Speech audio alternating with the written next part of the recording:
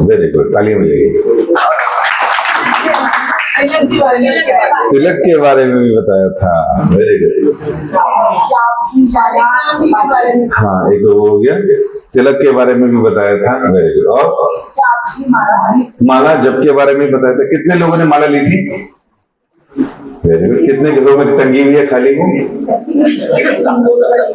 कितने ने शुरू किया माला करना? अरे वाह, कुछ लोग हैं, वेरी गुड, तालियां।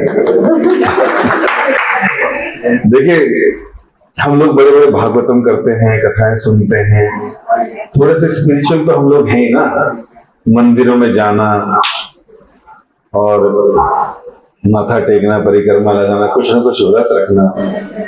लेकिन सबसे अधिक जो फायदा होता है हमें डिवोशनल एक्टिविटीज का, बहुत सारी है, जैसे वंदन करना, तीर्थों का भ्रमण करना,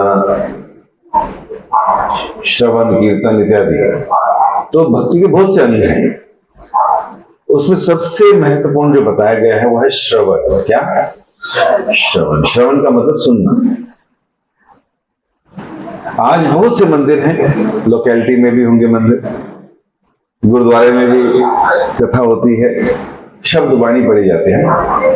लेकिन अगर हम कुछ मंदिर जाएं और मंदिर में बिना कुछ सुने या बिना संग किए आ जाएं तो उसका लाभ नहीं होता। तो श्रवण का इतना लाभ है कि अगर हम लोग पिछली बार कथा में आए थे, आपको कुछ चीजें याद है कि तिलक क्यों लगाना चाहिए, है कि नहीं? नो डाउट कि हमने रोज नहीं लगाते होंगे, रूटीन में सुना, एक दो दिन तक रहता उसका प्रभाव, उसके बाद धीरे धीरे चला जाता है। ऐसा क्यों होता है हमारे साथ कि हम चीजें सुनते हैं, समझते हैं, फिर भूल जाते हैं या फिर करने का मन ही नहीं करता? पहले के लोग तो ऐसे नहीं थे। पहले के लोग श्रुतिधर होते थे। श्रुति का मतलब सुनना और धर का मतलब धारण करना। तो एक बार जो सुन लिया, अब वो मेमोराइज हो गया, हमेशा याद रहेगा। पिछले युगों में ऐसे ही होता था। अभी कलयुग चल रहा है और कलयुग के लक्षण श्रीमद् भागवत में 5000 साल पहले ही लिख दिए गए कि कलयुग के क्या लक्षण होंगे। एक तो लिखा, प्रायेण अल्प आयुषु सभ्य कलो वस्मिन युगे जना मंद सुमंद मतयो मंद भाग्य उपाद्रता। क्या मतलब हुआ इसका? इसका मतलब है प्रायेण अल्प आयु, मतलब प्राय कलयुग में लोगों की आयु अल्प होगी। अल्प मतलब कम। और 5000 साल हो गए कलयुग को शुरू हुए। आज एवरेज एज क्या हो गई लोगों की?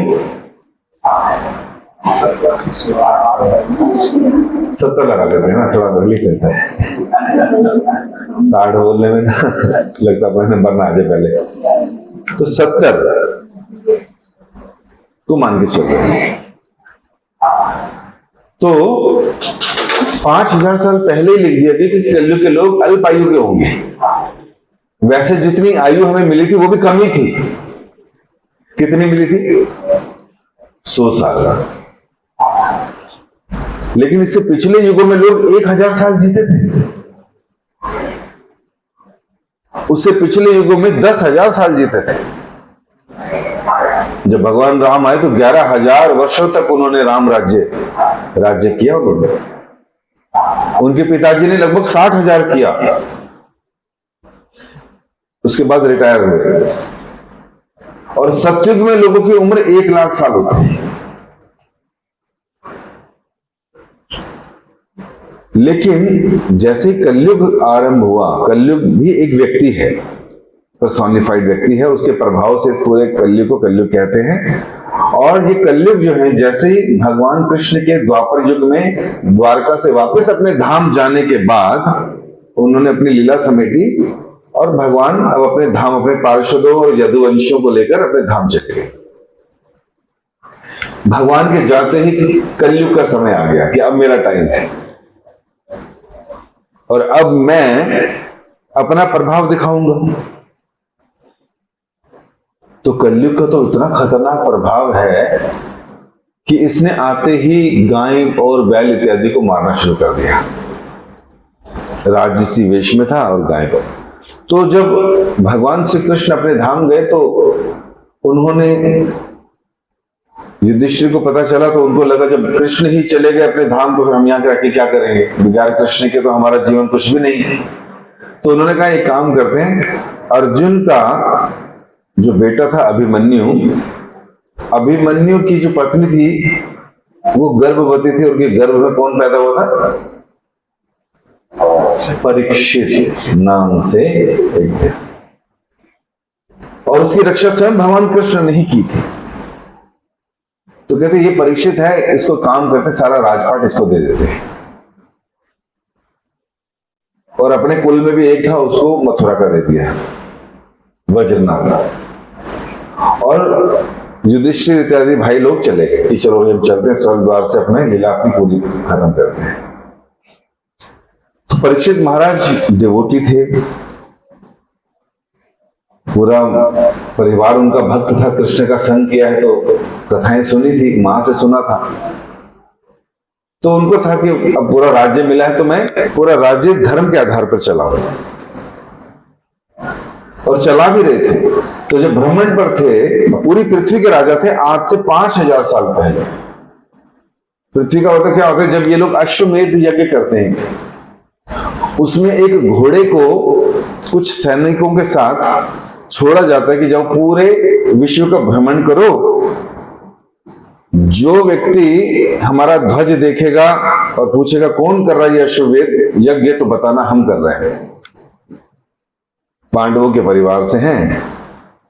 अब आपको अगर हमारा आधिपत्य स्वीकार है, आप अगर हमारी बात मानते हैं कि हाँ हम आपके अधीन सेवा करेंगे, जैसे चीफ मिनिस्टर्स होते हैं प्राइम मिनिस्टर के अंडर में काम करेंगे, तो ऐसे आप अगर आपका राज्य हमारे शरण में तो हम आपको संरक्षण प्रदान करेंगे।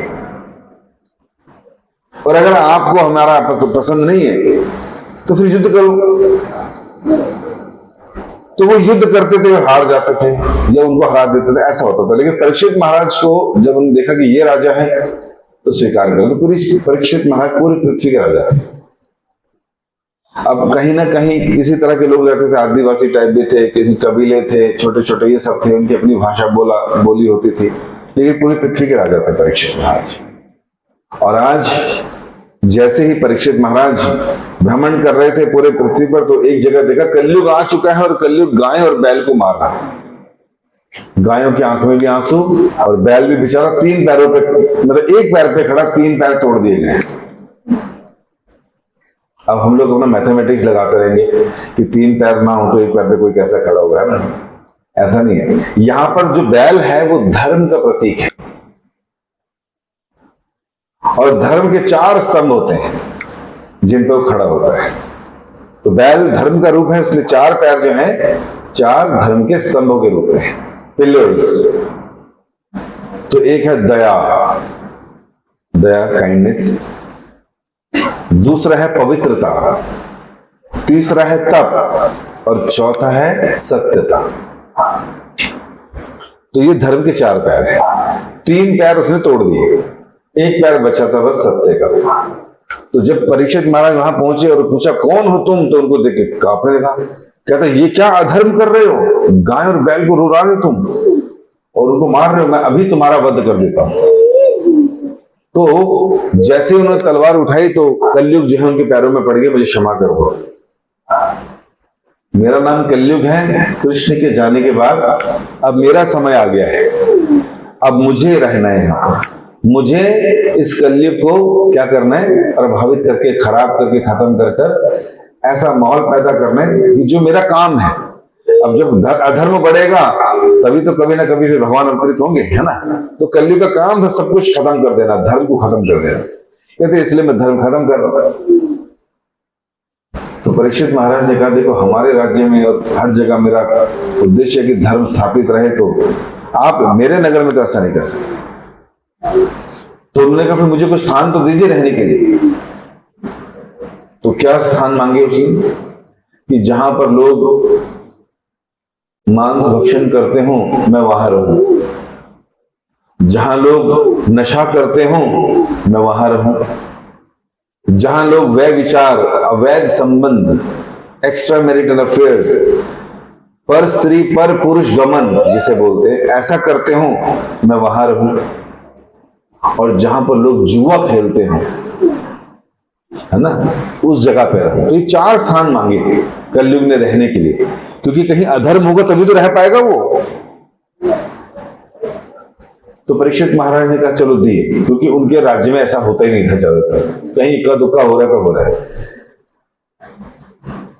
उसने कहा एक स्थान और दे दो। कहते क्या?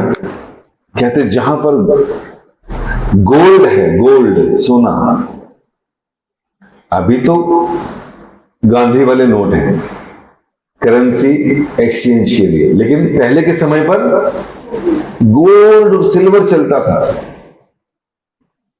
वैसे तो आइटम से आइटम एक्सचेंज कर लेते थे, लेकिन जब तो खाने बनाने कुछ करने तो गोल्ड की करेंसी चलती थी, उससे माना जाता था व्यक्ति धनी है। या दूसरा धन देखा जाता था किसके पास कितनी गाय है, तो गोधन कहते हैं ना, गोधन। हमारे जब कहीं किसी का देहांत हो जाता है तो पंडित पढ़ते हैं ना, गाय का दान करो। क्यों बोलते हैं? क्योंकि चलो बेशक कलयुग शुरू हो गया, लेकिन इस चीजों में अभी भी शक्ति है। तो गोधन किसके पास कितना है और सोना गोल्ड किसके पास कितना है, इससे देखा जाता है। तो उन्होंने क्या मांगा? जहां पर गोल्ड वहां भी रहूंगा। परीक्षित महाराज ने दे दिया। और फिर कलयुग ने इतने ही स्थान से, जैसे होता है ना बसेस में या ट्रेन में, जब किसी के पास कंफर्म टिकट नहीं होती तो व्यक्ति कहता सर थोड़ी सी सीट दे दो, तो थोड़ी सी सीट, कहता थोड़ा टिकाना है बस थोड़ा सा, तो थोड़ा सा टिक जाता है, और उसके बाद ऐसे ऐसे करके पूरी सीट बना लेता है, जिसकी खुद की सीट है बेचारा वो बाहर है ना, जनरली करते हैं लोग ऐसे। तो कलयुग ने भी इतना स्थान मांगा कि बस थोड़ा सा टिकट दो मुझे, उसके बाद कोई दिक्कत नहीं। तो परीक्षित महाराज थोड़ा स्थान दे दिया। और कलयुग ने क्या किया? कोनिया मार मार के हिल हिल कर पूरे विश्व में, देखिए आज से 5000 साल पहले लोग, क्योंकि हर जगह हिंदुइज्म ही था ना, परीक्षित के अंडर में सब कुछ चल रहा था, तो किसी को मार के खाना ऐसा नहीं होता था। लेकिन 5000 साल बाद जब इफेक्ट देख लीजिए कलयुग का क्या हुआ। आज अगर चलो विश्व की बात ना भी करें, विश्व में तो चलो हर जगह धर्म नहीं था, अवतार सारे भगवान ने यहाँ लिए, उधर तो कुछ कल्चर ही नहीं था, मलेच्छर यवनों के देश थे। वहां हम क्या बोले क्या धर्म होगा, उनको थोड़ा बहुत सिखाने के लिए कोई ना कोई रिप्रेजेंटेटिव आ जाता था, थोड़े से डूज और डोंट्स बताने के लिए, ताकि कुछ ना कुछ करते रहे। वैसे इनकी योग्यता नहीं है बट फिर भी कुछ कर ले। तो यीशु को भेज दिया। भाई ब्राह्मण्स की तरह रिलीजियस प्रिंसिपल्स फॉलो नहीं कर सकते थे लोग, है ना, इतना स्नान करना, इतना मंत्र उच्चारण करना, यज्ञ इत्यादि करना, तो हर एक के बस के नहीं थे। तो इस तरह से क्या हुआ,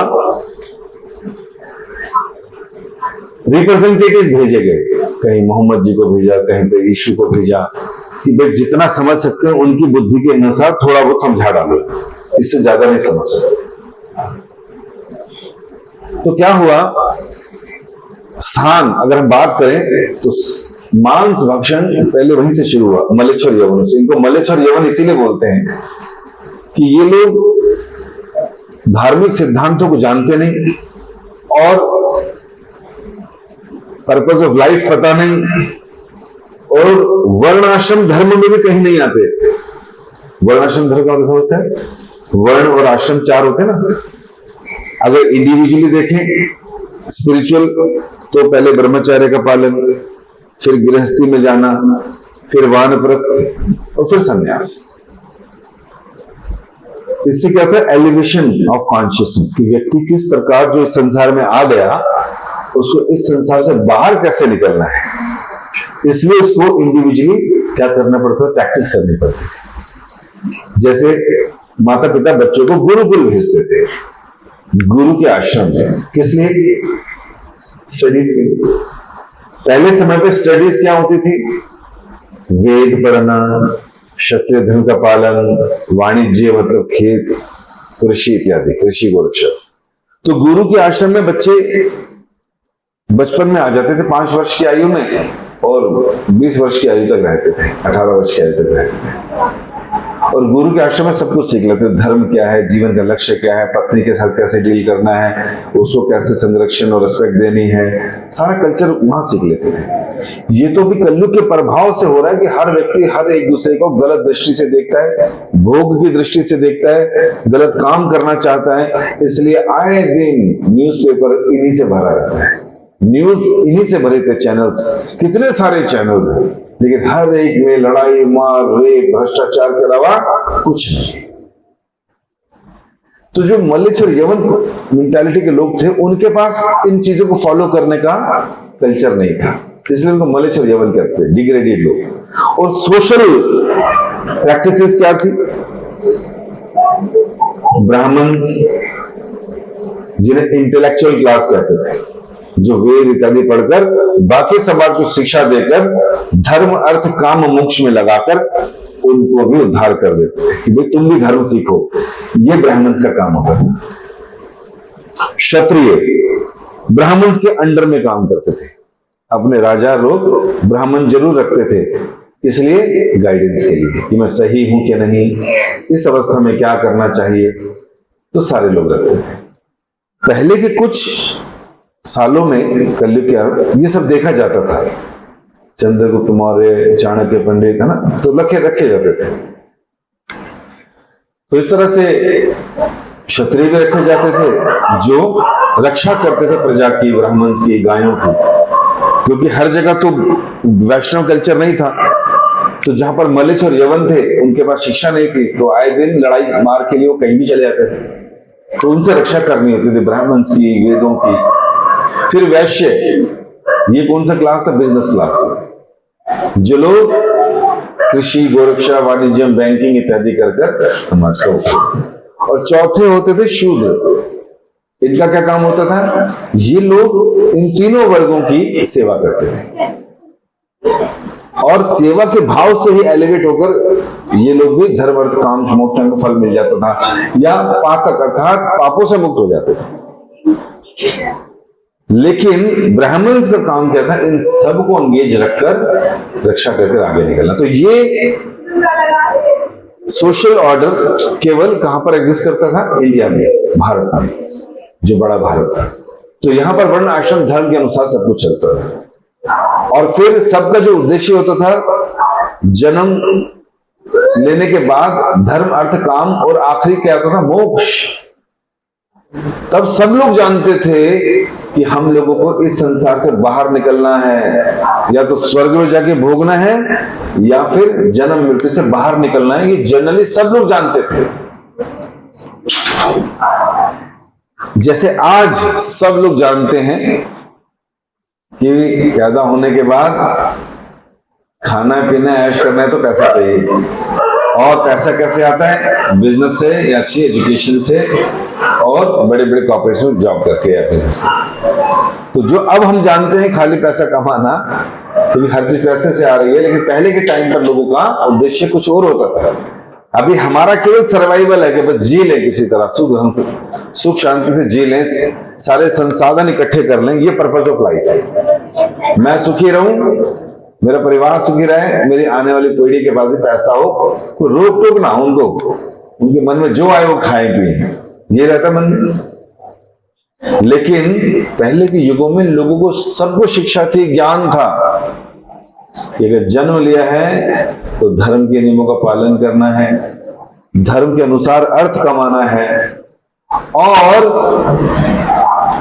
काम इच्छाएं जो पूरी करनी है वो भी धर्म के अनुसार करनी है। इसलिए हमारे यहाँ पर 16 संस्कार बताए गए। पैदा होने के बाद से संस्कार शुरू हो जाते हैं, जन्म से पहले ही गर्भ धारण संस्कार शुरू हो जाता है, मृत्यु उपरांत तक संस्कार रहते हैं, ताकि लोगों की मुक्ति हो सके। इन संस्कारों का पालन करते हैं।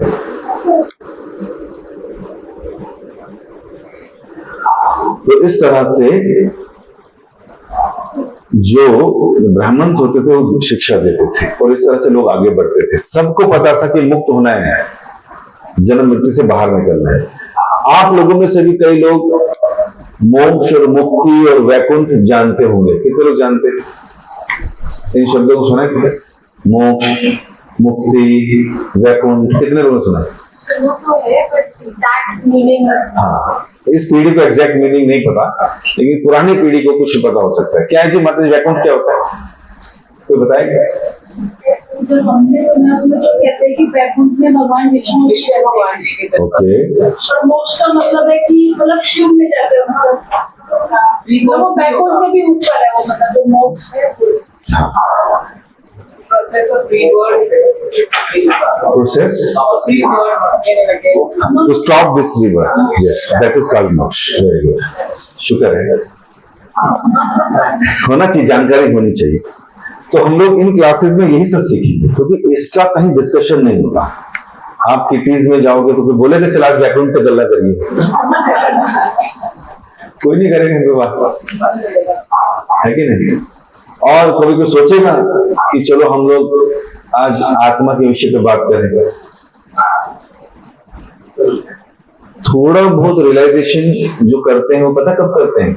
जब हमारा कोई अपना चला जाता है ना, और जब हम कभी शमशान में जाते हैं, जब देखते हैं 10 यहाँ चल रहे हैं, 10 यहाँ चल रहे हैं, अपना 21वां यहाँ है, तो थोड़ी देर के लिए वैराग्य आता है, यार कुछ तो सच्चाई है इसमें।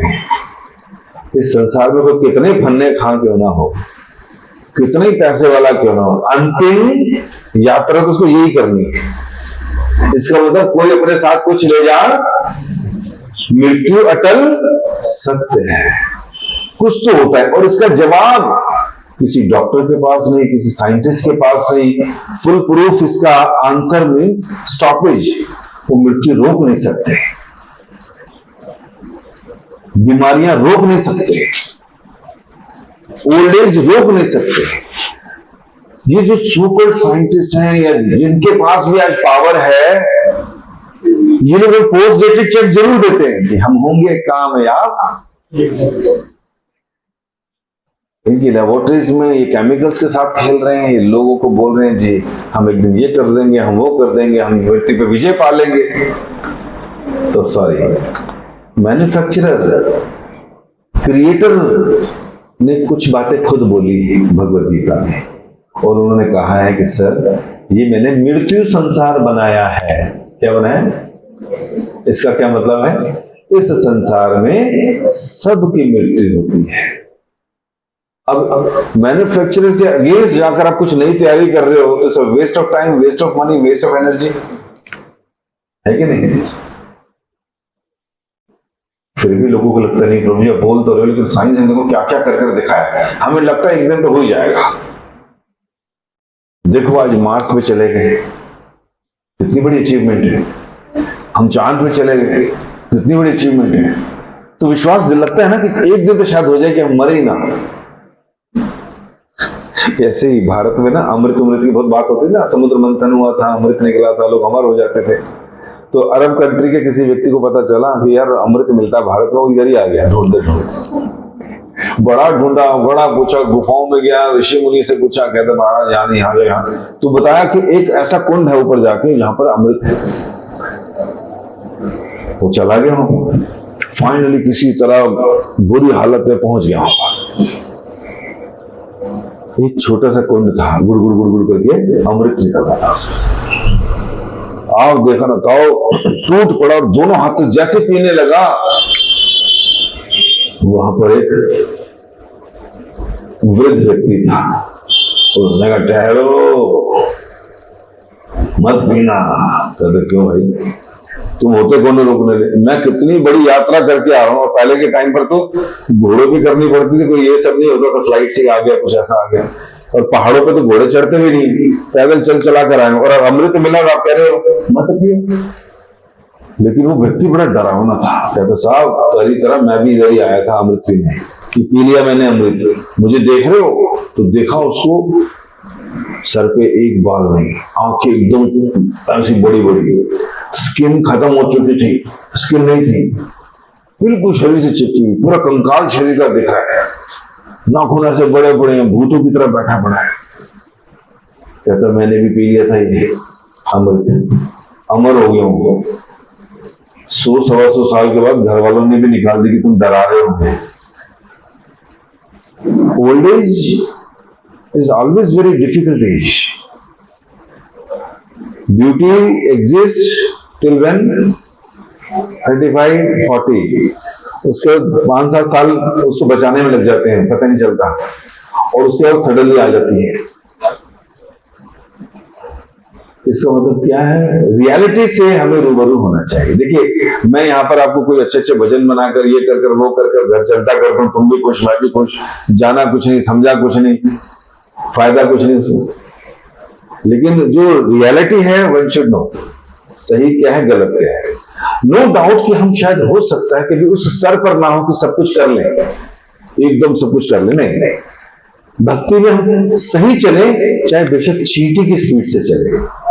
चींटी कितनी तेज चलती है नहीं, वो धीरे धीरे चलती। लेकिन अगर मार्ग ठीक मिल गया, चीजें समझ आ रही हैं, तो धीरे धीरे एक एक स्टेप से भी आगे बढ़ेंगे, तो कोई दिक्कत है कि नहीं। तो उसने कहा सर मेरी हालत देख लो, मैं क्या हो रखा हूं। तो जैसे उसने को देखा और पता चला कि अमृत का ये हाल है, अमृत पीने वाले का, तो उसने कहा भाई मैंने भी नहीं पीना, क्योंकि इतना एज लेके मैं करूंगा क्या, जब लोग मेरे आसपास नहीं आएंगे, मैं कुछ कर नहीं सकता, मैं देख नहीं सकता, बुरी हालत हमारी हो रखी है। और हर बॉडी का जो दूसरा पार्ट है उसकी एक्सपायरी डेट तो है ना। प्राण अगर नहीं भी निकले और आंखें नहीं चल रही, क्या करोगे? प्राण अंदर हैं और शरीर बिल्कुल हड्डियों की तरह है, क्या कर लोगे? ये तो डराने की काम है कंकाल। तो आप में से किसी की इच्छा है अमर होने की? अमृत लाऊंगा थोड़ा सा, तो कोई भी नहीं चाहेगा कि मैं ऐसी मृत्यु लूं। और फिर अगर मान लीजिए कोई कहे चलो अच्छा इच्छा मृत्यु मिल जाए, कि जब हम इच्छा करें तब तो हो जाए, लेकिन हमारे मन हमारे कंट्रोल में रहते हैं, जो हम सोचना चाहें वही सोचते हैं। होता है ऐसा? नहीं। जैसे एक बार एक व्यक्ति चला गया, कहां? हरे कृष्ण, वो पहुंच गया स्वर्ग, कहते हैं स्वर्ग, तो कल्प वृक्ष के पास पहुंच गया वो, और उसने इच्छा करी वहां पर कि कल्प वृक्ष, मतलब वो कल्प वृक्ष था लेकिन स्वर्ग में नहीं था, वहीं वृंदावन में गया। वृंदावन में हर पेड़ कल्प वृक्ष है, सारी इच्छाएं पूरी करते हैं। तो अगर हम लोग उन वृक्षों से भी कुछ मांगे तो मिलता है अध्यात्म। तो क्या हुआ, कल्प वृक्ष के नीचे खड़ा होकर उसने कहा काश इतनी थकावट है, कुछ सुंदर हवा चल रही होती तो हवा चलने लगी। कहते थका इतना हूं, नीचे पत्थर चुभेंगे, काश एक बेड हो तो बेड आ गया। वो देखा जो बोल रहा हूं सब पूरा हो रहा है। कहता अरे वाह। कहते काश ठंडा ठंडा शरबत मिल जाए।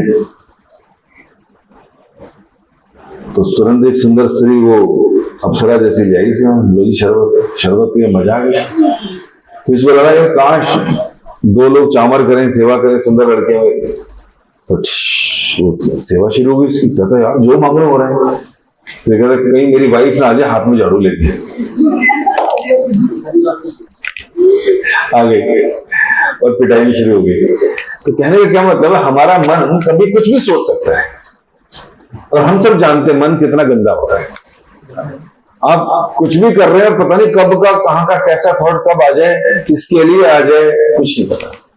तो भाई इच्छा मृत्यु मिल भी गई कि जब मरना था तो क्या करेंगे? सबसे पहले ये चल के मरना जाऊंगा है कि नहीं? तो कहने का क्या मतलब है कि कलयुग के इस प्रभाव में ये सारी की सारी चीजें बहुत तेजी से डिग्रेड हुई, और जो वर्णाश्रम धर्म था वो केवल भारत में था।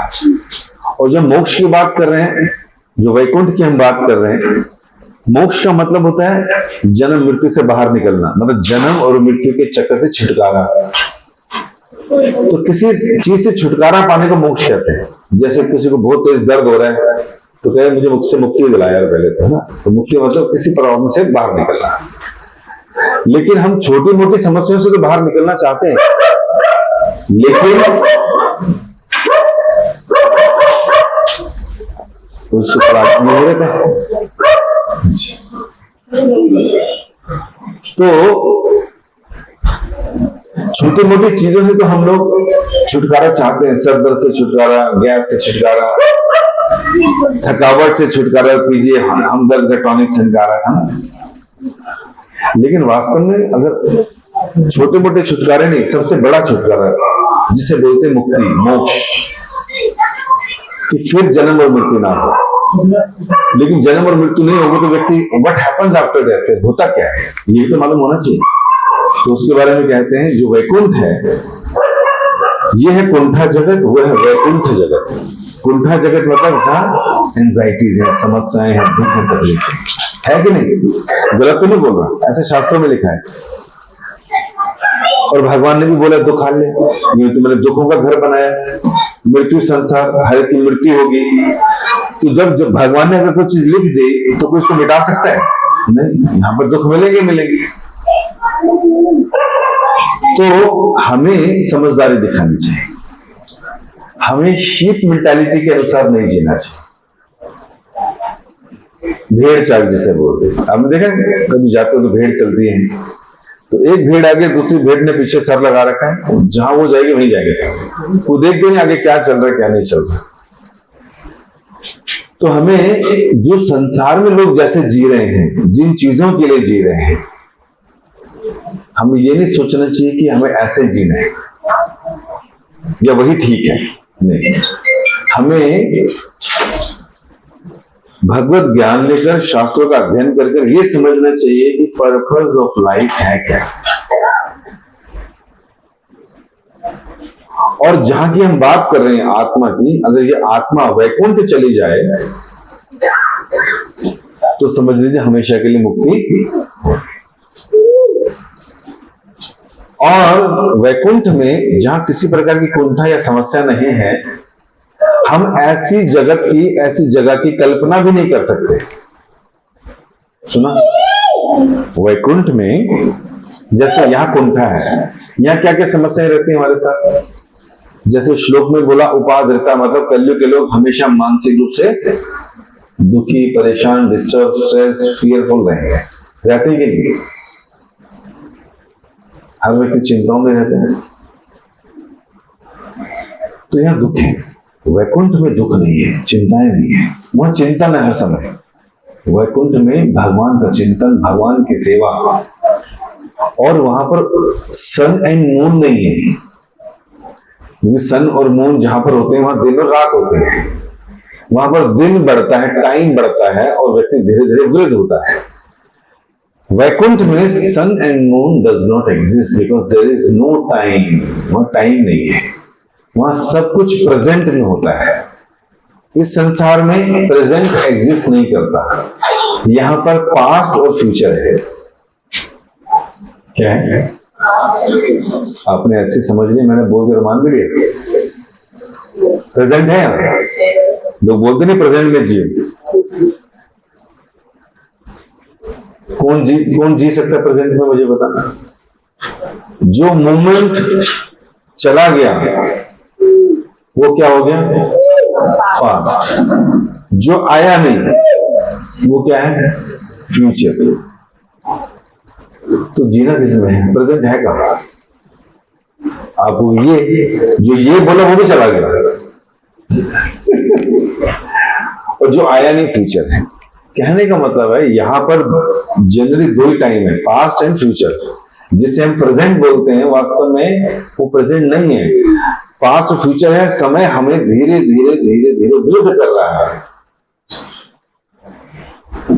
और आयुर्हर्ति वे पुंसाम उद्यन नष्टं च यन्नसो, कहा है कि जैसे रोज सूर्य उदय होता है, इतना थोड़ी फिक्स थोड़ी होता है, लेकिन अगर थोड़ी देर सूर्य को देखते रहोगे, देखते उसकी मूवमेंट भी दिख जाएगी आपको। देखा आपने कभी? आप सूर्य को देखते रहिए, फिर आप देखेंगे धीरे धीरे बढ़ रहा है, धीरे धीरे बढ़ रहा है कि नहीं? बढ़ रहा है, वो चल रहा है। तो हर समय सूर्य के उदय होने से और इधर अस्त होने से हमारा जीवन का एक दिन गया। इसलिए हमेशा हम वृद्धावस्था की तरफ बढ़ रहे हैं। जो समय निकल गया वो पास, जो आने वाला है वो फ्यूचर। ऊपर प्रेजेंट है क्योंकि वहां टाइम एग्जिस्ट नहीं करता। वैकुंठ में टाइम नहीं है, सूर्य चंद्रमा नहीं है।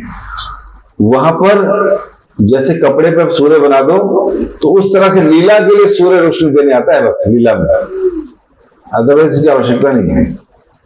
चंद्रमा केवल लीला के लिए एग्जिस्ट होता है, कोई लीला खेलनी है करनी है उसके लिए, अदरवाइज वहां पर केवल प्रेजेंट है। और जहां हमेशा प्रेजेंट रहता है वहां फ्यूचर नहीं है, पास नहीं, तो लोगों की उम्र ही नहीं बढ़ती,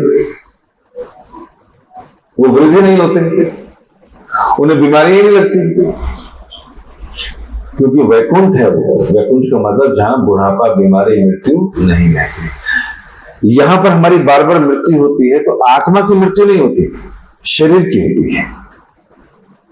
आध्यात्मिक जगत में हम आत्मा के ही बने हुए हैं। जो हमारा स्वरूप है वो फुल फ्लेजेड आत्मा का ही है। और आत्मा के बारे में क्या सुना हमने? हाँ, आत्मा हमेशा से अमर है, अविनाशी, अपरिवर्तनीय, अभूलनीय, भूल भी नहीं सकते किसी चीज, और अशोचनीय, सोच भी नहीं सकते आप ये कैसे होती है आत्मा। फिर जला नहीं सकते, काट नहीं सकते, गीला नहीं कर सकते, भिगो नहीं सकते। इस संसार में सारी चीजें ऐसी हो जाती है। तो आत्मा मतलब कौन? किसकी बात कर रही है? आत्मा मतलब कौन? आत्मा मतलब मैं। कौन?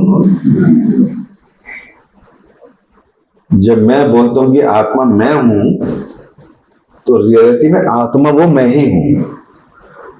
कवरिंग जो है किसकी है? 5 एलिमेंट्स की। वो टेम्परेरी है, लेकिन हम जनरली उस टेम्परेरी कवरिंग को ही क्या मान लेते हैं? मैं। समझा? थोड़ा सा तत्व ऐसा है, जैसे आप अपने आप को सूट थोड़ी मानते हो। किसी को मैं बोलूं ओ रेड सूट, ओ व्हाइट सूट, ओ ब्लू सूट, नहीं, ये तो टेम्परेरी फेज है ना। आज आपने व्हाइट पहना है, ब्लू पहना है, ग्रीन पहना है, कितने दिन के लिए पहने? अरे बस 2-15 घंटे के लिए पहना है, 24 घंटे के लिए। उसके बाद आपकी ये आइडेंटिटी चेंज हो जाएगी, है कि नहीं? से समझा पा रहा हूं? तो सूट वाली आइडेंटिटी कितनी देर के लिए, साड़ी वाली आइडेंटिटी, टी शर्ट वाली आइडेंटिटी कितनी देर के लिए? 24 घंटे के लिए। फिर आप उसको उतारते हैं तो आप असली अंदर हैं। उसी तरह जो ये 5 एलिमेंट्स का बॉडी है, भूमि, जल, अग्नि, वायु, आकाश का, ये क्या है? टेम्परेरी बॉडी है। ये 24 घंटे के लिए नहीं है, ये कुछ सालों के लिए है। कितने? 50, 60, 70, 80, 90। और फिर हम जानते हैं जब ये शरीर के अंदर से आत्मा निकल जाती है तो फिर शरीर का क्या करते हैं? जला देते हैं, दफना। लेकिन मैं अभी भी नहीं मरा। जब हम सूट सलवार उतारते हैं, अपने कपड़े उतारते हैं, रोते हैं, मैं मर गया, दूसरे शरीर में जाना पड़ रहा है। नहीं, लेकिन आत्मा इस शरीर से अलग है। और आत्मा जब एक शरीर से कर्मों के हिसाब से फिर दूसरे शरीर में प्रवेश करती है, मतलब मृत्यु एंड नहीं है। नया जन्म एक बिगिनिंग हो सकती है कि अच्छी बिगिनिंग करें, लेकिन अगर ज्ञान नहीं है, अच्छा एसोसिएशन नहीं है, तो फिर वही रूटीन एक्टिविटीज में लग जाएंगे और अपना नुकसान कर बैठेंगे। तो अगर कोई व्यक्ति इस संसार में भी सुखी, आनंदित रहना चाहता है तो उसे क्या सोचना चाहिए? उसे क्या समझना चाहिए कि मुझे स्पिरिचुअलिटी को अपनाना है, जो कि रियल नॉलेज है। मटीरियल नॉलेज जो हम स्कूल्स में, कॉलेजेस में ले रहे हैं या लेते हैं या ले ली, उसका केवल जो यूज है, फाइनली एंड रिजल्ट पैसे हैं, और पैसे का एंड रिजल्ट फूड इत्यादि है। और ये शरीर के साथ नॉलेज और हमारे एसेट्स खत्म भी हो जाएंगे, कहीं और ट्रांसफर हो जाएंगे। और जो भी एसेट्स हम इकट्ठे करेंगे आज नहीं तो कल वो भी खत्म हो जाएंगे, क्योंकि ये मटेरियल पेरिशेबल है, ये बॉडी पेरिशेबल है, नाशवान है। अविनाशी कौन है फिर? आत्मा।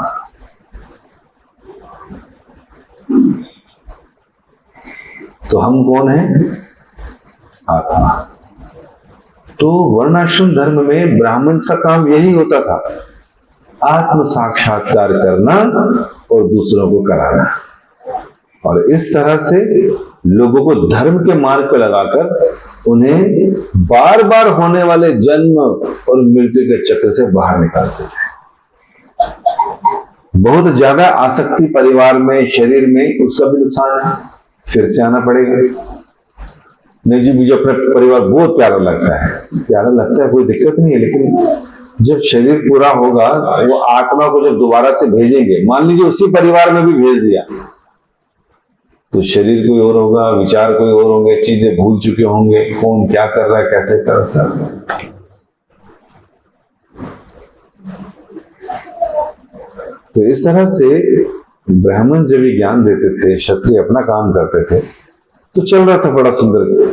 लेकिन धीरे धीरे जो लोग इस चीजों को भूलते जाएंगे तो अधर्म की तरफ बढ़ते जाएंगे। और जो कलयुग ने 4 स्थान मांगे थे, हम देख सकते हैं आज उन 4 स्थानों के आधार पर हर जगह अधर्म कितना बढ़ गया है, भारत में भी कितना बढ़ता जा रहा है। और हमारे इर्द गिर्द अगर सारे एक तरह के लोग होंगे, अगर सारे एक जैसे ही काम कर रहे हैं, तो फिर हमको भी करना पड़ेगा, होता ना। जब ये सारे नहीं सुधर रहे तो फिर मैं सुधर के क्या करूंगा, है कि नहीं?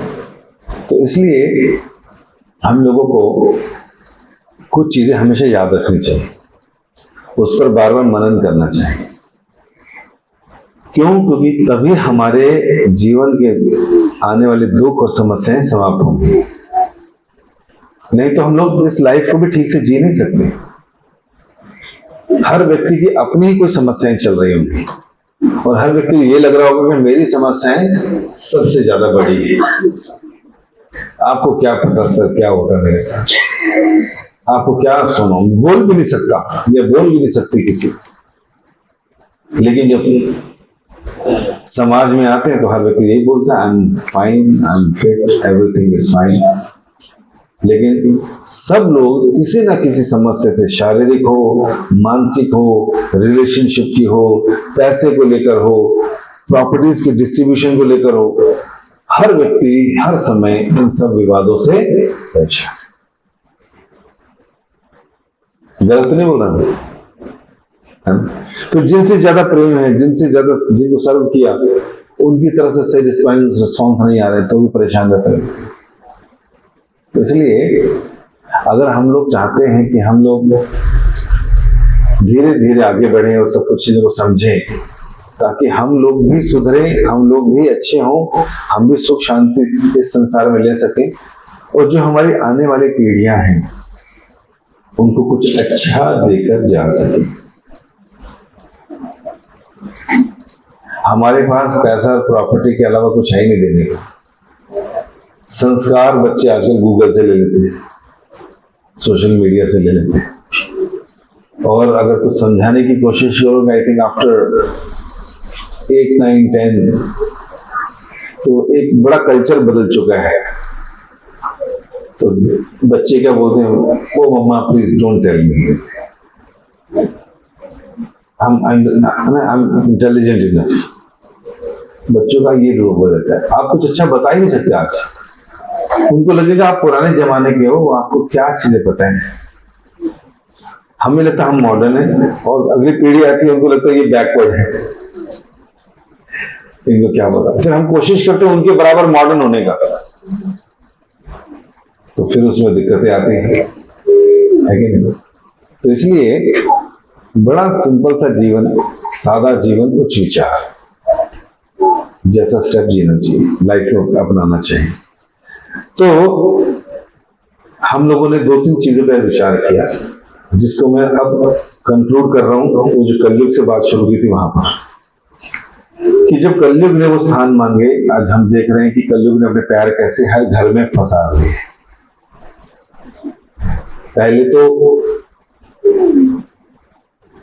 अलग अलग प्लेनेट में असुर आते थे, तो इस प्लेनेट के लोग उस प्लेनेट के लोग को मारने जाते थे।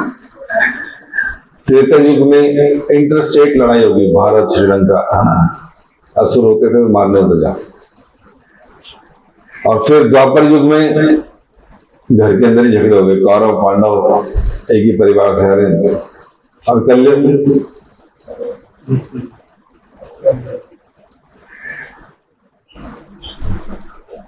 कलयुग में घर के अंदर तो हो ही रहे, हर घर में झगड़े हैं, तो बस अपने अंदर बहुत झगड़े हैं।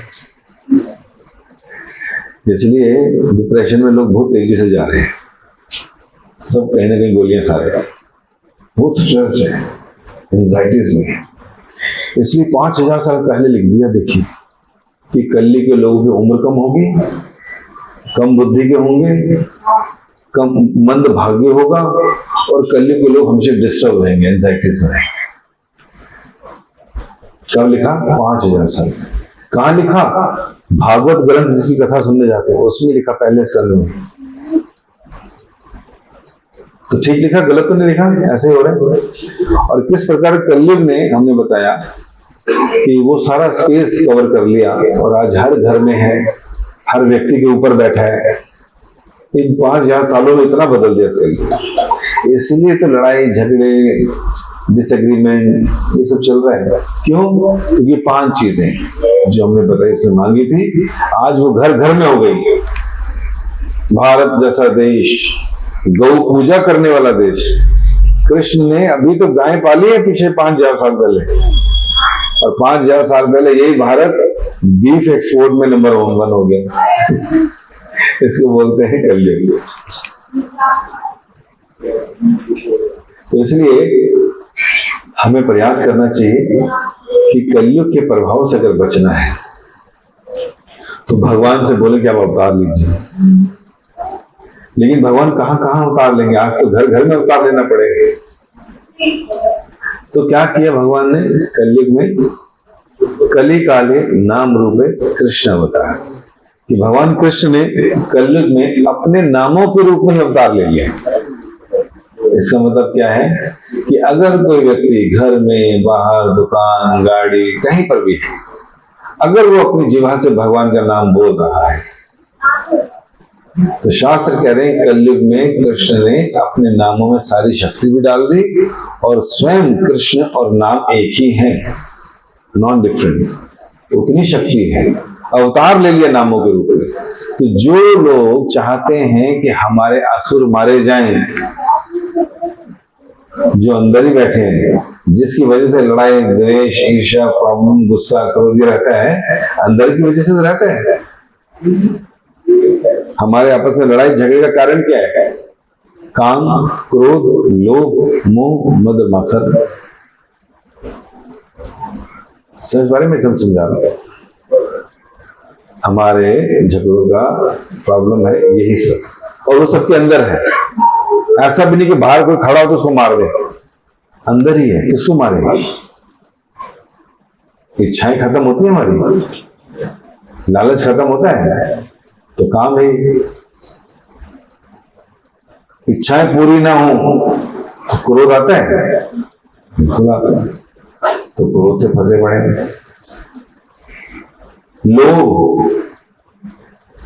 लोभ का मतलब और चाहिए, ये दिल मांगे।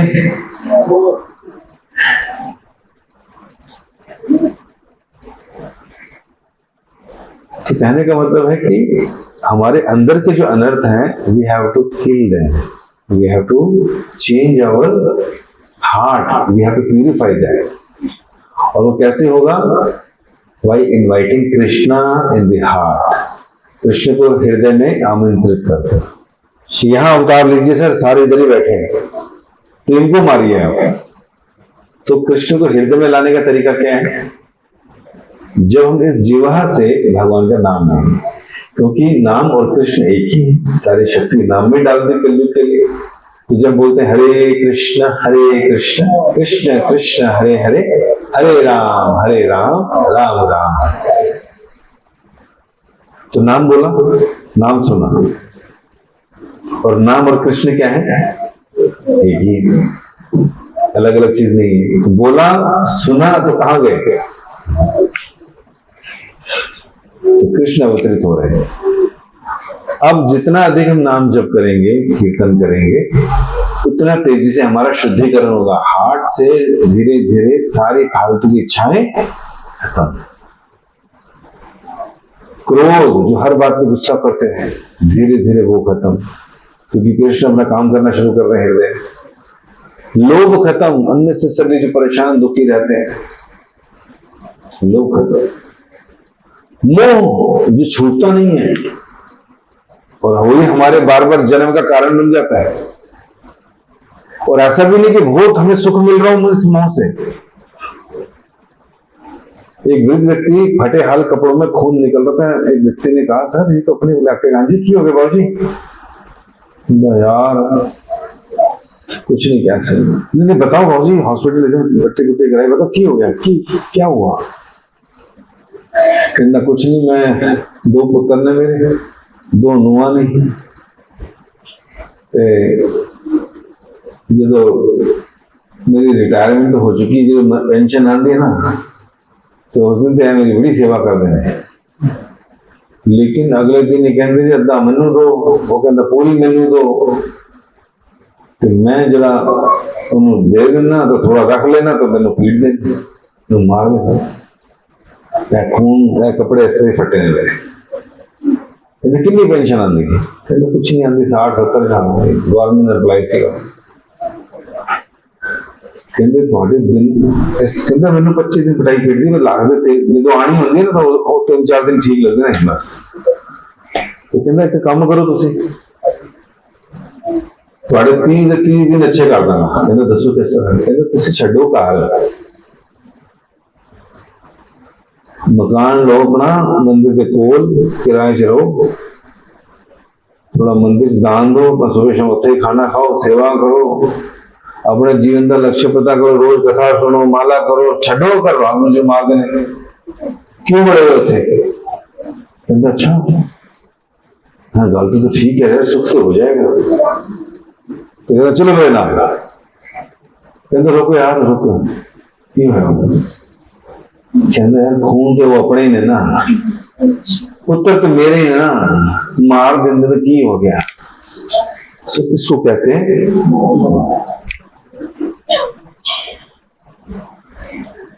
तो जितना अधिक मोह में रहेंगे वो हमारे को परेशान करेंगे। अगर मान लीजिए पुत्र बड़े अच्छे ने, नेक ने, फिर हाँ मेरे रोज पैरी हाथ लगाना है, बहुत अच्छी गल है। जो मैं कहना, मेरे कहने तो पहले ही कम हो जाता है, बहुत अच्छा पुत्र। मैं सवेरे शाम दरवाजे से अपनी अखा रखना, कदों आएगा कदों जाएगा, मेरा मन तो कितने लगे रहता है? पुत्र च लगे रहता है। तो क्या होगा? अंतिम समय में किसका ध्यान आएगा? जिन्होंने प्यारा नु छड़ के जा रहा है, मेरा पुत्र, हाय मेरी प्रॉपर्टी, हाय मैं कितना सी वो पुत्र सी। तो इनमें अटैचमेंट किस चीज का कारण बनेगा? तो वापिस दोबारा इस जगत से आना, हम पता नहीं कितने जाएगा। पशु भी है कि नहीं, पक्षी भी है कि नहीं, रेप्टाइल्स भी है कि नहीं, मछली भी है, पता नहीं कितने जाएगा। तो अच्छे पुत्र होना, अच्छे नुआ होना, अच्छा सब कुछ होना ठीक है, एक लिमिट तक ठीक है, लेकिन अटैच नहीं होना। समझ रहे हो? नहीं तो इन्हीं अटैचमेंट भी की कर देगी, पेपर खराब हो जाएगा साडा। तो एक घर च रहना है, ड्यूटी वकर हम पंजाबी शुरू करते रहते हैं। तो घर में जो है सब कुछ करना है, प्रेम सबसे करना है, सबकी सेवा करनी है, लेकिन कर्तव्य निभाना है, कर्तव्य, रिस्पॉन्सिबिलिटीज। और सबसे जरूरी, सबसे बड़ी रिस्पॉन्सिबिलिटी हमारी क्या है? हमारी रिस्पॉन्सिबिलिटी है कि हमें वैकुंठ जाना है। और अगर बच्चों से भी प्यार है, पत्नी से और पति से भी प्यार है, तो उनकी भी ऐसी सेवा और मदद करें कि वो भी वैकुंठ जाने का मार्ग खोलें। इससे सबसे बड़ा सुख क्या हो सकता है? इससे बड़ी सेवा क्या हो सकती है? किसी को जन्म मरण से बाहर निकालता। गलत बोल रहा हूं? तो अगर किसी की असली सेवा करनी तो किस में करनी चाहिए? उसको भक्ति में लगाकर, उसको गीता सुनाकर, गीता पढ़ाकर।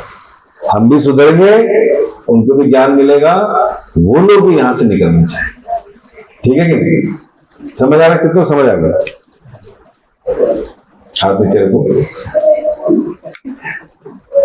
तो कहने का क्या मतलब है कि जो कलयुग के प्रभाव से हम दिन ब दिन इतने डिग्रेडेड होते जा रहे हैं, रिलेशनशिप को लेकर, गुस्से को लेकर, लड़ाइयों को लेकर, समस्याओं को लेकर, ये रोज बढ़ेगा वो।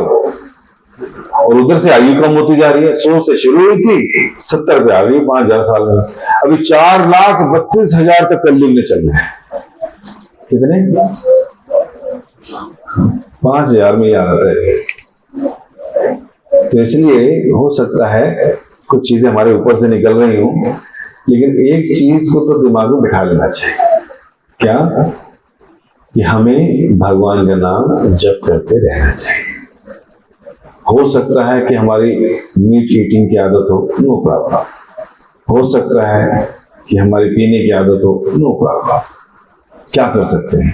कलयुग में सारे ही कर रहे हैं। हाँ, लेकिन हृदय में दो चीजें, एक तो साधु संग नहीं छोड़ूंगा, कथा श्रवण ऐसे, और दूसरा जप नहीं छोड़ूंगा। जब मैं बोतल नहीं छोड़ रहा, जब मैं दूसरी चीजें नहीं छोड़ रहा, मान लीजिए संसार के लोग हैं, तो अच्छी चीज क्यों छोड़ो भाई? अच्छी चीज भी नहीं छोड़नी चाहिए। और अच्छी चीज के लिए हम घंटों थोड़ी मांग रहे हैं। 10 मिनट गीता पढ़ लो, 2-4 माला कर लो, बढ़ाते रहो जितना जितना टाइम है, बस। नुकसान है इसमें। क्या कर रहे हैं? हम कलयुग का प्रभाव अपने जीवन से कम कर रहे हैं, क्योंकि कलयुग का प्रभाव जितना ज्यादा रहेगा उतने अशांत और दुखी और परेशान है। तो कलयुग के प्रभाव को कम करने के लिए भगवान का नाम जप जरूरी है। तो जिनके पास भी माला थी, उन्हें नियमित रूप से 1-2 जो भी जपने चाहिए। और जिन्होंने अभी शुरू नहीं किया है, रख दी है, तो उनसे प्रार्थना वो भी शुरू करें। ये तो सबके पास है, क्योंकि हम अगली बार से क्या करेंगे? पूरी भगवत गीता में जो मुख्य 5 टॉपिक हैं, उसको हम एक सेशन करके लेंगे। ये किसी में 2 भी लग सकते हैं, लेकिन उसको इस तरह से लेंगे कि पूरी भगवत गीता हमें 5-10 क्लासों में समझ आ जाए। ठीक है? उसको बोलते हैं एसेंस ऑफ भगवत गीता, भगवत गीता का सार। तो क्या करेंगे यहाँ पर आप लोगों के लिए? हम कोशिश करेंगे, संडे है ना, मैं कोशिश करूंगा प्रोजेक्टर मिल जाता है तो हम प्रोजेक्टर लगाकर स्लाइड शो दिखाते हुए वो प्रेजेंटेशन यहाँ देंगे। ठीक है? तो अगली बार से हम सब लोग तो आना ही है, दूसरे को भी लाए तो अच्छा है। और वो पूरी भगवत गीता हम 7 दिनों में या 10 दिनों में उसका पूरा एक्शन समझ जाएंगे। उसके बाद फिर हम भगवत गीता को दूसरे स्टाइल में 18 दिनों में 18 अध्याय हैं, फिर 18 क्लासेस में समझें।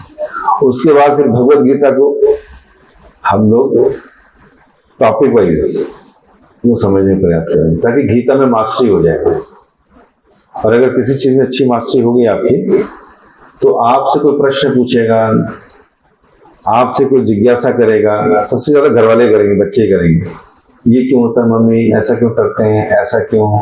जब हम जवाब नहीं दे पाते तो फिर दिक्कत हो जाती है, बच्चे फॉलो नहीं करते।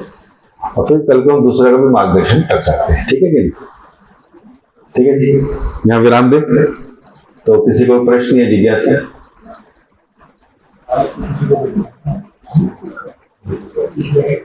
अमृत किसी ने पीना?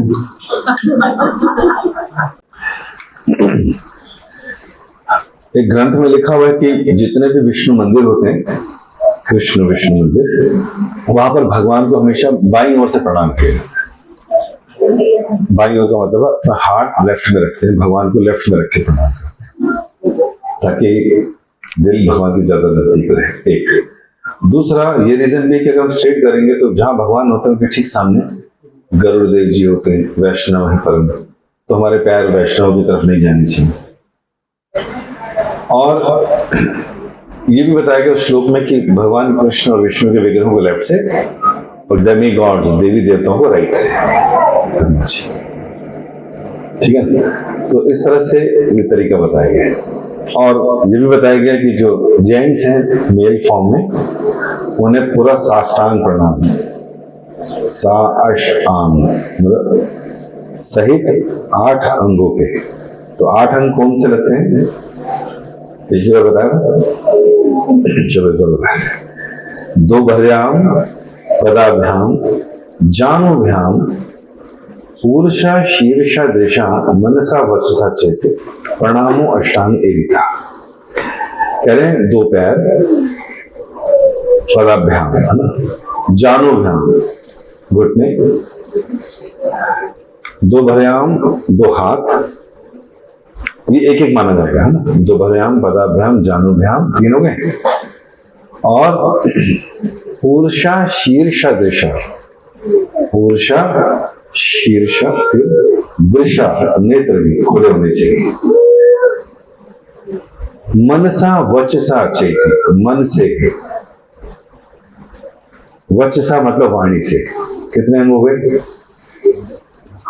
2 पैर, घुटने, हाथ 3, ऊर्षा सीना नहीं, ऊर्षा शीर्षा माथा सर, दृशा 6, मनसा 7, वचसा वाणी। तो ये जब लगती है तो प्रणाम माना जाता है। इसलिए कहते हैं दंडवत प्रणाम करो। दंडवत तो लट होता है ना, जब धड़ाम से गिरता है ना, तो हम भी जब गिरते हैं तो पूरा शरीर भगवान के लिए प्रणाम है। तो मन से क्या करना है, भगवान के स्वरूप का चिंतन। आंखों से खुली, हल्की खुली और हल्की बंद रहनी चाहिए। जो जानते, जिन विग्रहों को प्रणाम कर रहे हैं उनका ध्यान होना चाहिए। वचसा मतलब भगवान का प्रणाम मंत्र बोलना चाहिए। कौन है, किसको कर रहे हैं, तो सब भगवान के प्रणाम मंत्र भी। तो धीरे धीरे आएंगे तो सब सिखाएंगे, एक एक श्लोक याद होने में। जैसे हम बोलते हैं हे कृष्ण करुणा सिंधु, है ना, करुणा के सिंधु, सिंधु मतलब सागर, आप करुणा के सिंधु। हे कृष्ण करुणा सिंधु दीन बंधु जगत पति, दीनों के आप बंधु हैं, जगत के पति, पूरे जगत। तो हे कृष्ण करुणा सिंधु दीन बंधु जगत पति गोपेश गोपिका कान, गोप और गोपियों के आप क्या हैं, प्रिय है। राधा कांत नमस्ते, और राधा रानी के भी प्रिय है। आपको मैं प्रणाम करता हूं। तो जिसको प्रणाम कर रहे उसको कुछ तो बोलेंगे ना। तो इस तरह से हर प्रणाम का मतलब। और लेडीज के लिए, क्योंकि उनके अंग की और पुरुष के अंग में भगवान ने भेद बनाया है, तो इसलिए जब स्त्रियां करती हैं पंचांग प्रणाम करती हैं, उनके 5 अंग रहते हैं। तो उनके पैर लगते हैं, घुटने लगते हैं, है ना, नहीं सॉरी, घुटने और हाथ बोलते हैं, और मन, दृश्य और वाणी। ठीक है, तो 5 अंग क्या है, इस तरह से प्रणाम। तो ऐसे करके झुकना। तो ठीक है, और जो प्रश्न किसी, एक माला का प्रोसेस भी बता दो, जो माला शुरू करना चाहते हैं। अच्छा, माला जो लास्ट टाइम बताया था वैसे हमने दोबारा से रिपीट कर दो। दोबारा कर लीजिए। 108 मन के होते हैं माला में, और एक इसको मिलाकर जो सुमेरु बोलते हैं ये 109, और 108 इसलिए क्योंकि शुभ नंबर है। गोपियां 108, रानियां 108, उपनिषद 108। तो हम लोग क्या करते हैं, पहला जो मन का वहां से पकड़ते हैं और इस अंगुली को छूते नहीं। ये दोष निकालती है, गलत जगहों पे कान नाक हाथ में डालते हैं, दूषित मान जाते हैं। तो माला की थैली में एक छेद रहता है, वहां से बाहर निकाल देते हैं इसको, और माला को ऐसे पकड़ते। पहला मंत्र आपको मालूम है कौन सा बोलना था, सबको दिया था, रिकॉर्ड किया था, दोबारा से मैसेज कर देते हैं, अभी कर देते हैं, इंस्टेंट टेक्नोलॉजी का फायदा उठाएं।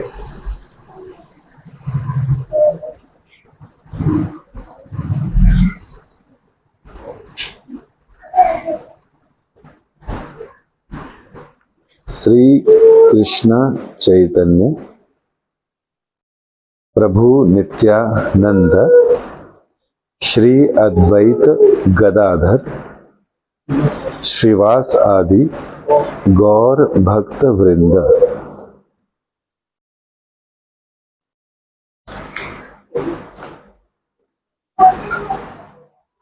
तो प्रभु जी आपके पास आ गया? हाँ, तो अब आपको डाल दीजिए, ठीक है ना?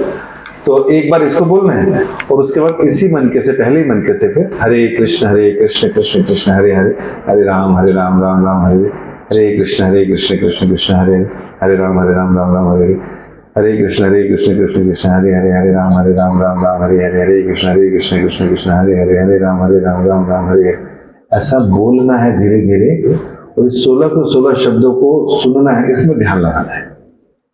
मन बड़ी जगह जाएगा, आपको ऐसे ऐसे जगह घुमा के लाएगा, आपको हे भगवान माला कर रही हूँ, क्या हो गया मेरे सामने कुछ आ रहा है। तो जब घर की सफाई करना शुरू करते हैं ना, तो गंद बहुत ज्यादा हो जाता है, तो लोग बोलते छोड़ो इतनी सफाई क्या करनी, इतना गंद हो गया इकट्ठा। तो सफाई का एक भाग है, तो हमारे हृदय की सफाई भी अगर ये करेगा तो कुछ गंद तो दिखाई देगा। लेकिन कहाँ लगाना है मन को? साउंड पे, because sound and Krishna are the same. तो जो साउंड पे फोकस करते हैं, तो we are focusing on Krishna as a sound vibration. तो बोलिए और सुनिए बस, फिर मन भागेगा, फिर अरे यार माला खत्म हो गई, पता ही नहीं चला। हाँ, क्योंकि मन कहीं और भाग रहा था, फिर खींच के लाओ, फिर वहीं सुनाओ, बार बार प्रैक्टिस। अच्छा, आप करोगे तो घर में औरों पे भी असर पड़ेगा, कोई भी देखेगा तो पड़ेगा, बच्चे को लगे मम्मी मेरे को भी। अभी क्या होता है, मेरे को फोन, आईफोन मेरे हाथ में, तो बच्चा क्या बोलेगा, मुझे 15 चाहिए, है ना? तो हमसे 4 गधा आगे हर चीज करेंगे, अच्छे कामों को कम और उल्टे कामों को ज्यादा। तो हमारी जिम्मेवारी है, हम पहले गुरु हैं उनके, तो हमें हर कुछ सिखाना है, तो हम फॉलो करेंगे। हर प्रश्न का उत्तर हमें मालूम होगा तो आप उनको बता सकते। कभी बच्चे परेशान नहीं होंगे, दुखी नहीं होंगे। आप देखो, कोई माता पिता चाहते हैं अपने बच्चों को दुखी देखना, लेकिन देखते हैं क्यों? क्योंकि रास्ता ही नहीं मालूम दुखों से बाहर कैसे निकलना। हमारे में दुख आता है, हम दुखी होते हैं, हाँ जी होते हैं। क्यों? क्योंकि हमें खुद भी नहीं मालूम बाहर कैसे निकलना। तो आपको जिस जर्नी हम जो करा रहे हैं, इसमें गारंटीड है, स्टैंड है, लिखा है, सब ठीक हो जाएगा। आप दुखों से, प्रॉब्लम से, चिंताओं से ऊपर उठ जाओगे, और आपसे ज्यादा सुखी संसार में कोई नहीं होगा। तो जब आप इतने सुखी रहेंगे, आप इतने खुश रहेंगे, तो आप चाहोगे ना बच्चे भी खुश रहें। कल्चर खराब हो गया क्योंकि हमें लगा धन सुख देता है। धन तो बड़े लोगों के पास है, वो भी सुसाइड कर रहे हैं, उनके घर में कलेश मचे। यही धन हम बच्चों को देके जा रहे हैं, गारंटी है कि वो ठीक रहेंगे। नो, इसका मतलब धन में सुख नहीं। तो अगर आप बच्चों से, परिवार वालों से प्यार करते हैं, तो फिर वो देकर जाइए जिसमें असली सुख और असली आनंद है। ठीक है, धन्यवाद। हरे कृष्णा। प्रश्न? माला जपने का टाइम कोई भी हो सकता है, बताया गया स्मरणे न काला। कोई काल परिस्थिति कुछ मत देखो, क्योंकि नाम परम शुद्ध है। हमारी अवस्था कल को सारे अशुद्ध है, इतना ज्यादा समस्याएं हैं देखी हैं, तो शुद्ध ढूंढता रह जाएगा, जगह शुद्ध ढूंढता रह जाएगा। नहीं, तो कह रहे हैं सुबह बेस्ट टाइम, खाली टाइम, मन माइंड फ्रेश रहता है। बेस्ट टाइम इज मॉर्निंग, सतोगुण का टाइम निकल गया सोने में, ओहो चलो कोई बात, अब क्या करना, छोड़ो, नहीं 10 बजे कर लो, 11 बजे कर लो, इनको भेज दिया, बच्चे भेज दिए, फ्री हो गए घर के कामों से, अब कर लो,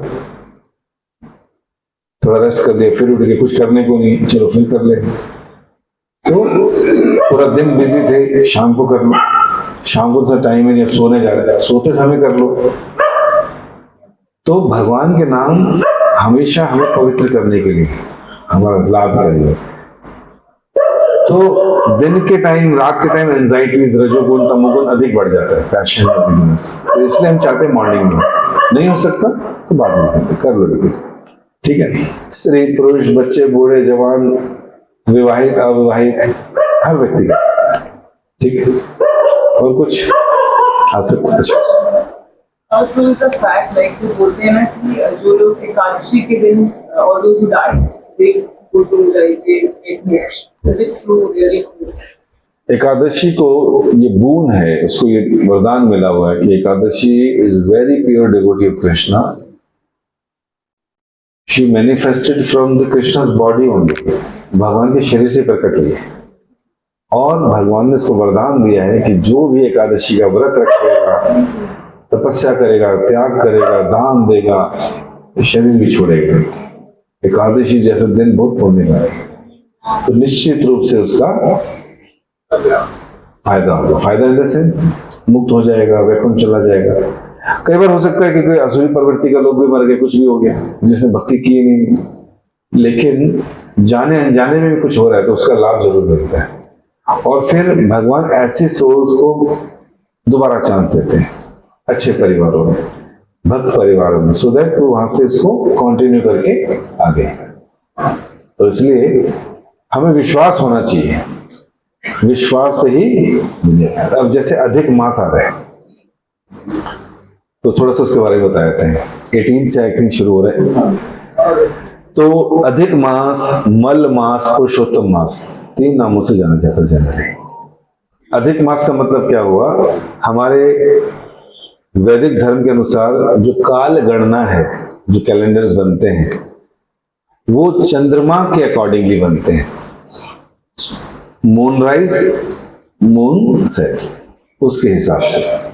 और इंग्लिश कैलेंडर बनता है सन की काल गणना के अनुसार, टाइम कैलकुलेशन के अनुसार। तो जो वैदिक काल गणना है उसके अकॉर्डिंगली देखें तो हमारे मून के हिसाब से 354 डेज में एक साल पूरा होता है। कितने? और सन के हिसाब से 365। कितने दिन बच गए? गैप 11 डेज का गैप।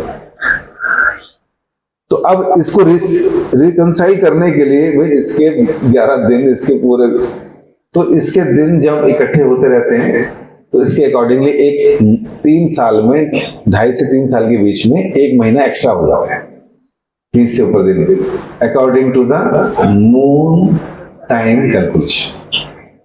ठीक है ना? तो फिर जब ये 1 महीना एक्स्ट्रा हो गया तो जब ये प्रकट हुआ, क्योंकि सन जो है सारी राशियों में, 12 राशियों में एंटर करता है, तो कुछ न कुछ शुभ मुहूर्त निकलते हैं, दुनिया मुहूर्त पे काम करती है, शुभ काम करती है। लेकिन ये अधिक मास आ गया तो सन एंटर ही नहीं करा भाई, ये तो कहां से आ गया हमें क्या पता। तो कोई शुभ दिन ही नहीं आया, कोई मुहूर्त ही नहीं आया, तो सबने डिस्कार्ड कर दिया, ये अधिक मास कहां से आ गया, इसका कोई देवता भी नहीं है, इसका कोई मुहूर्त भी नहीं है, इसका कोई नाम भी नहीं है, इसमें कोई अच्छा काम ही नहीं कर सकते, शादी नहीं कर सकते, कुछ नहीं कर सकते, छोड़ो भैया। पंडितों ने, ऋषियों ने, देवताओं ने डिस्कार्ड कर दिया। अब वो बेचारी रोने लगी, मेरी क्या गलती है भाई। तो वो जाते भगवान विष्णु के पास प्रार्थना करती है और सारी बात बताती है कि मेरे को ऐसे से अधिक मास के रूप में प्रकट हुई हूं, मेरा क्या होगा। भगवान ने कहा ठीक है, एक काम करते हैं, हम चलते गोलोक वृंदावन धाम। तो वैकुंठ से विष्णु उसको लेकर, अधिक मास को लेकर कहां चले गए? गोलोक वृंदावन धाम, जो कि वैकुंठों से भी ऊपर है, जहां कृष्ण का धाम। कृष्ण गोपियों के साथ वहां पर थे। तो जैसे आए तो प्रणाम हुआ और पूछा कैसे आना हुआ, तो उसने बताई अपनी व्यथा कि कैलकुलेशन के हिसाब से मैं 11 दिन मिलकर 1 महीना एक्स्ट्रा हो गई, 2.5 साल में मेरा क्या होगा। मैं 2.5-3 साल में एक बार ही होता है सर, और मेरे यहाँ पर मुझे सबने डिस्कार्ड कर दिया, कोई शुभ मुहूर्त नहीं, सूर्य ने एंटर नहीं किया, देवता मेरा कोई है नहीं, मेरा नाम भी कुछ नहीं है, मैं क्या करूं। तो भगवान ने कहा जिसका कोई नहीं उसका तो बोलने में कन्फ्यूज होता है, खुदा है यार। आपको लोग खुदा क्यों बोले यार? जो खुद आता है अपने भक्तों की रक्षा के लिए, धर्म की स्थापना करने के लिए, जो खुद आए वो कौन है? वो खुदा है। कौन है खुदा? कृष्ण। कृष्ण क्या कहते हैं? यदा यदा ही धर्मस्य ग्लानिर्भवति भारत। इस संसार में धर्म की हानि होती है तो मैं आता हूं धर्म की स्थापना करने के लिए। तो जो खुद आए वो खुदा है ना। तो भगवान ने देखा रे यार, तुम्हारा मैं हूं, तुम्हारा आज से स्वामी मैं हूं, ठीक है, कहते वो तो ठीक है, अब स्वामी हो गए, इट्स फाइन, मैं तभी तुम्हारे पास आई, बट व्हाट नेक्स्ट, मैं तो अशुभ हूं ना, कोई मुहूर्त ही नहीं है। कहते नो प्रॉब्लम, तुम्हारे अंदर वो सब शक्तियां होंगी जो मैं प्रसन्न होने पर लोगों को वरदान देता हूं, उनके साथ अच्छा करता हूं, उनको गुण देता हूं, वो शक्ति तुम्हारे महीने में भी होगी। अगर कोई अधिक मास में व्रत रखता है तो थोड़ा सा दान ध्यान तपस्या करता है, सारे फल कर उसको वो सब दिए जा सकते हैं जो मैं देता हूं, तुम्हारे अंदर वो शक्ति हो कि बता अधिक मास हो। कहती बट अधिक मास में तो मेरा कुछ शुभ होता ही नहीं था, मुझे तो मल मास कहने लगे थे क्यों। कहते अब नहीं कहेंगे क्योंकि तुम्हारे पास मेरे बराबर शक्ति आ गई। कहते इतना ही नहीं, तो मैं अपना नाम भी देता हूं, पुरुषों में उत्तम पुरुषोत्तम, तुम पुरुषोत्तम मास के नाम से जानी जाओगे। और जिन्होंने तुम्हारा तिरस्कार किया वो सारे तुम्हारे चरणों में बैठकर भक्ति में आगे बढ़ने की प्रार्थना करेंगे। और जो लोग इस महीने में व्रत रखेंगे, क्या व्रत रख सकते हैं, जैसे क्या तपस्या कर सकते हैं, क्या त्याग कर सकते हैं, क्या, तो अपने अपने सेहत के अनुसार योग्यता के अनुसार करना चाहिए। जैसे सुबह जल्दी उठेंगे, हम 6 बजे उठते हैं, इस महीने में हम लोग 4:30 उठेंगे, तो ऐसा व्रत ले सकते हैं। अब जैसे माला की हम बात कर रहे हैं, अच्छा हम 2 माला 4 माला रोज कर सकते हैं, तो इससे बड़ा व्रत क्या है, कोई कर रहा है, ये सबसे बड़ी तपस्या है। खाने पीने की कोई गंदी आदत है, इस महीने छोड़ देंगे, कितनी बड़ी तपस्या है, भगवान खुश होंगे। पुरुषोत्तम मास चल रहा है, तो चलो जी पुरुषोत्तम योग नाम का अध्याय 15वां अध्याय जिसमें केवल 20 श्लोक है, श्लोक पढ़ लेंगे रोज, 10 मिनट लगेंगे, 5 मिनट, या उसका मीनिंग पढ़ लेंगे पुरुषोत्तम मास में, या भागवतम में 10वें स्कंद का 14वां अध्याय पढ़ लेंगे, ब्रह्मा जी की स्तुति वो पढ़ लेंगे। तो इस तरह की कुछ ना कुछ तपस्या ही लेना चाहिए। दान कर सकते हैं लक्ष्मी भगवान की सेवा में, या फिर योग्य ब्राह्मण को देना, है ना, अन्न दान करना, है ना, अन्न भी कैसे दान करेंगे, भोग बनाकर भगवान का खिला सकते। तो कुछ ना कुछ तपस्या, कुछ ना कुछ त्याग एक महीने के लिए ले सकते हैं, कर सकते हैं। लेकिन इसको अनुभव 30 दिन का कुछ नहीं, हम 365 दिन के लिए कराते हैं, है ना, जो भी करना है 365 दिन के लिए करेंगे, बट जितना हम करेंगे उतना फायदा हमारा। आप 1 महीने के लिए करेंगे तो बहुत अच्छी बात है, कुछ ना करने से कुछ करना अच्छा है, ठीक है। तो ये है पुरुषोत्तम मास। बोले हरे कृष्ण। तो आप सबका बहुत बहुत धन्यवाद। आशा करते हैं 3-4 पॉइंट अगली बार के लिए याद रहेंगे। क्या क्या करा आज हमने?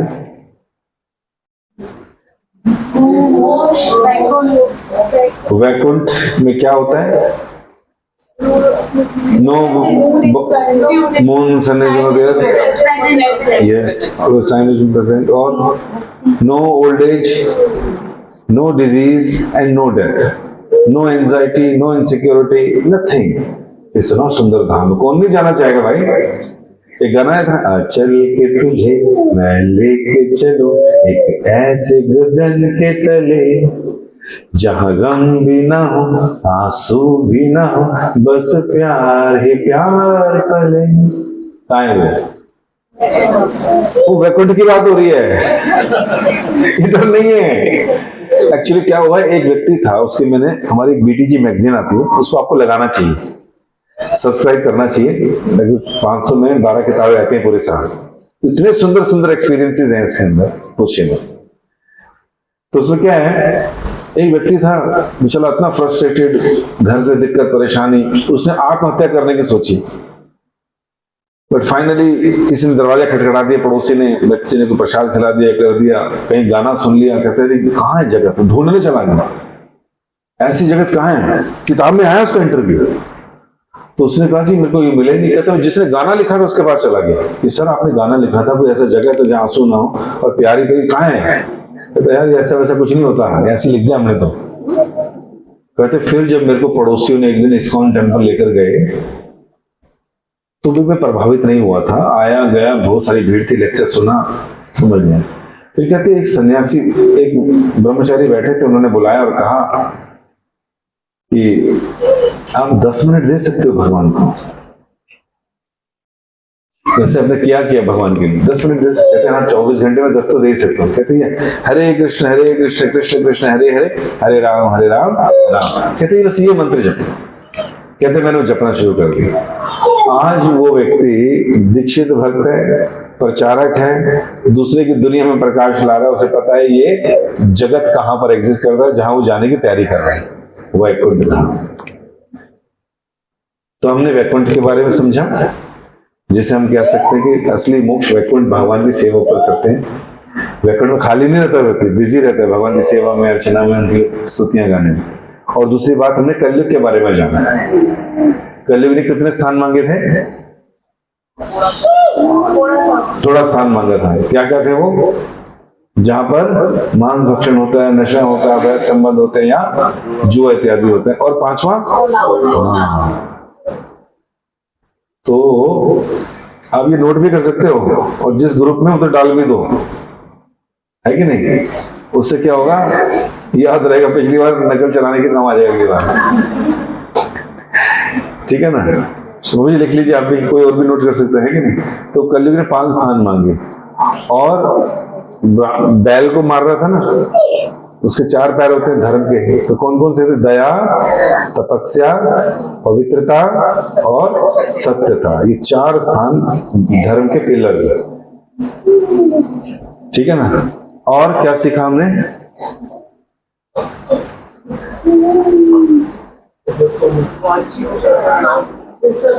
पुरुषोत्तम मास के बारे में सीखा और समझा, और माला जपने का तरीका फिर से समझा, और प्रणाम कैसे करते हैं, लेफ्ट से ही क्यों करते हैं, है ना? तो ये सब सीख लिया हमने। तो जिनको जितना जितना याद है डाल लेना, किसी का कम हो तो गलती ऐड कर दे, तो ऐसे करके रिवीजन भी हो जाएगा, और जो नहीं आए वो भी पढ़ लेंगे। ठीक है? तो आप सबका बहुत बहुत धन्यवाद। आज लेट हो गए, धन्यवाद। हरे कृष्ण। बहुत दूर जाना होगा ना आपको? मुझे जाना है। हरे कृष्ण।